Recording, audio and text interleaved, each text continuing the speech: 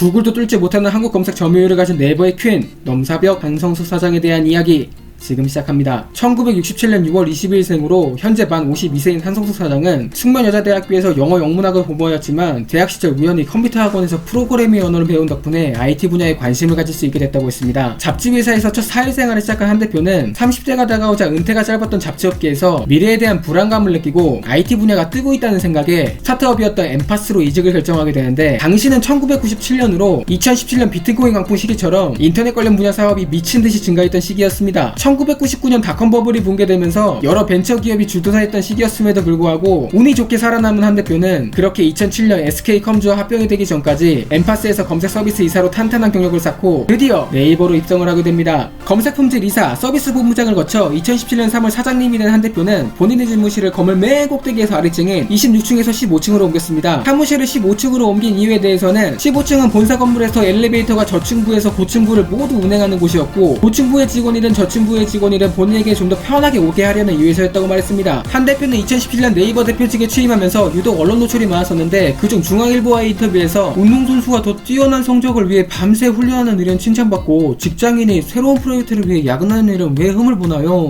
라며 평소 야근에 대한 본인의 생각을 말했는데, 이를 본 한 네티즌은 운동선수와 직장인의 차이라는 제목을 통해서 운동선수의 성적은 운동선수 것이지만 직장인의 실적은 회사 것이기 때문이다 라며 한 대표의 지론을 비꼰 적이 있었습니다. 2017년 또 다른 인터뷰에서는 이번 연도 매출 목표가 얼마냐는 질문에 목표가 없다라고 답하자 기자들은 놀라게 썼습니다. 기자는 대한민국 탑10 안에 드는 대기업이 매출 목표가 없다는 게 말이 되냐고 되묻자, 이에 한 대표는 매출을 목표로 설정하게 되면 숫자에 집착하게 된다면서 해야 할 일만 제대로 하면 돈은 저절로 따라온다라고 답변한 적이 있었습니다. 실제로 한 대표가 부임한 2017년도부터 19년도까지 평균 매출 증가율은 18.7%로 돈을 쓸어 담고 있습니다. 3월 8일 세계 여성의 날을 기념하여 기업 경영성과평가 사이트인 CEO 스코어에서는 국내 200개 상장 기업의 여성 임원 비율을 조사했는데, 당시 국내 200개 기업에 종사하는 등기 임원 1444명 가운데 여성의 비율은 2.7%로 39명에 불과했으며, 이 중에서 대표이사는 호텔신라 이부지 사장과 메일유어 김선희 사장, 그리고 네이버 한성수 사장으로 3명뿐이었고, 가족 경영으로 인한 사장직을 제외한 오로지 자기 능력으로 사장까지 올라간 사람은 한성숙 대표뿐이었습니다. 2019년 미국 전자제품 박람회의 기자간담회에서 세계적인 기업이자 경쟁업체인 구글에 대한 질문에 미국 출장 와서 구글 지도 써보니까 정말 잘 만들긴 하는 것 같다고 경쟁업체인 구글의 능력을 인정한 바 있습니다. 참고로 구글의 시가총액은 올해 초 기준으로 1200조 원이며 이는 서울에 있는 모든 아파트를 살 수 있을 뿐더러 네이버 회사를 사고도 70조 원이 남는 규모입니다. 지난 2월 처음으로 만남의 광장 예능에 출연했습니다. TV 노출을 꺼려하는 한성숙 대표를 진행자인 백종원이 오랜 시간 직접 설득했고, 이에 한성숙 사장은 국내 농업인들을 돕기 위한 선한 프로그램이기에 출연을 결심했다고 했었습니다. 국내 특산물 유통을 방송과 포털 사이트의 콜라보레이션을 통해 활성화시키자는 백종원의 제안을 우리도 그런 고민을 많이 했고 실제로 네이버 푸드윈도우라는 플랫폼을 통해서 서비스를 하고 있다고 말했으며 협업을 하기로 약속했습니다. 또한 한 대표는 예능에 출연하게 되면서 2018년 연봉이 화제가 된 적이 있었는데, 당시 상여금을 포함하여 27억 7,100만 원을 받았으며 이는 주요 IT 업체 연봉 순위에서 2위를 차지했던 금액이었습니다. 마지막으로 한 대표가 아시아경제 인터뷰에서 했던 얘기를 끝으로 인사드리겠습니다.